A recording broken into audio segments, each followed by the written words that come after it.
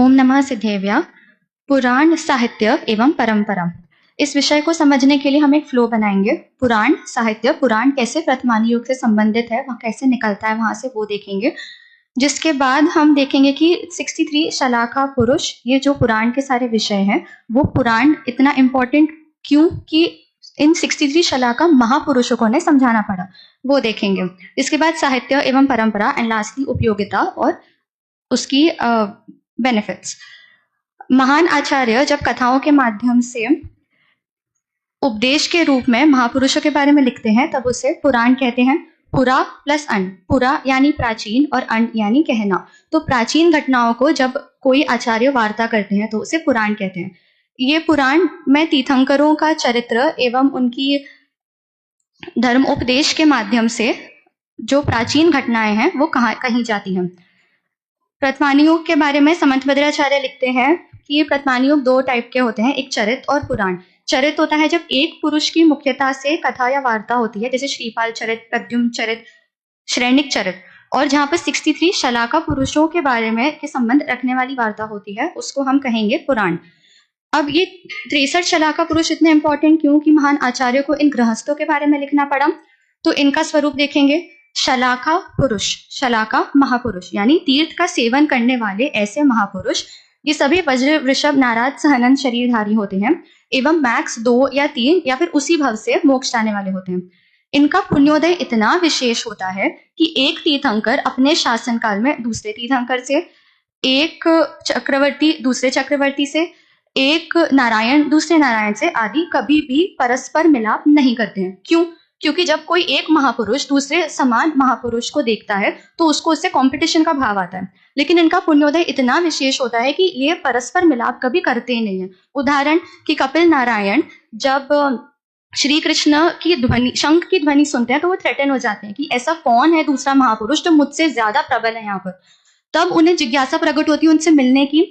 तो फिर जब वो ये उठते हैं उनसे मिलने के लिए तब उन्हें ये ज्ञात होता है, उन्हें बताया जाता है कि ये एक अकाट्य नियम है कि एक महापुरुष दूसरे महापुरुष से मिलाप कर ही नहीं सकता।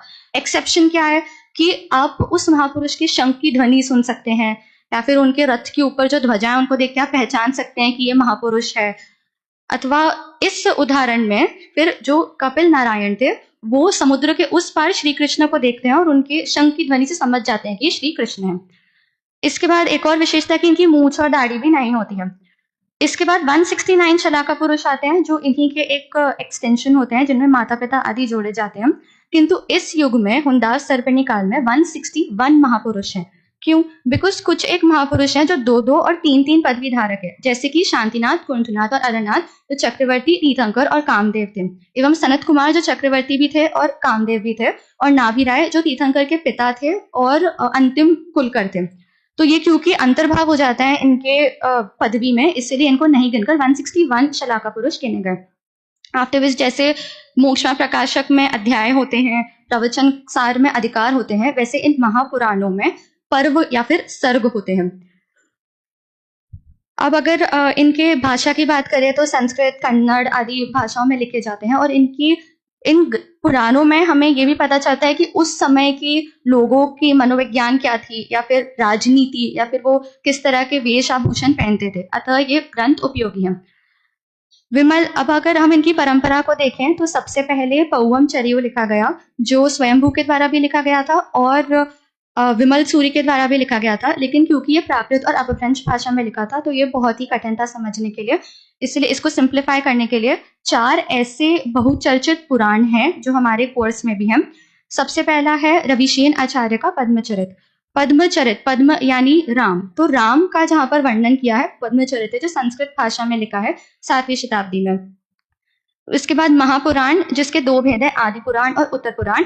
आदि पुराण जिनसेन आचार्य द्वितीय द्वारा लिखा गया, लेकिन क्योंकि उनका स्वर्गवास हो गया तो ये ग्रंथ अधूरा रह गया, इसलिए उन्हीं के प्रतिभाशाली शिष्य आचार्य गुणभद्र ने इस ग्रंथ को पूरा किया।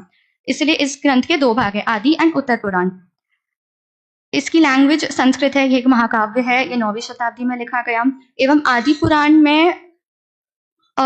पुराण में जो पहले तीर्थंकर है और उनकी जो पूरी वंश परंपरा है उनके बारे में लिखा गया। एंड उत्तर पुराण में 22nd से 24th तीर्थंकर एंड लास्टली जो 63 शलाका पुरुष है उनके बारे में लिखा गया। हरिवंश पुराण जो सबसे लास्ट आता है वो संस्कृत भाषा में लिखा गया है 8वीं शताब्दी। इसमें महाभारत आदि का वर्णन है। अब इनको पढ़ने से उपयोगिता क्या है, तो प्रतिमान योग एक तरह से सिद्धांत को समझने का उदाहरण है।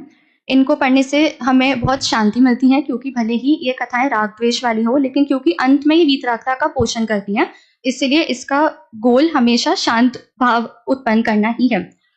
हम लौकिक कोई भी फिल्म देखते हैं तो हमारी कषा उत्पन्न होती ही होती है। अगर हंसने वाला सीन आता है तो हम हंसते हैं, रोने वाला सीन आता है तो हम रोते हैं, तो उसको हम कंट्रोल नहीं कर सकते। और अगर हम वीतराग भाव से कोई मूवी देखें तो हमें आनंद नहीं आए।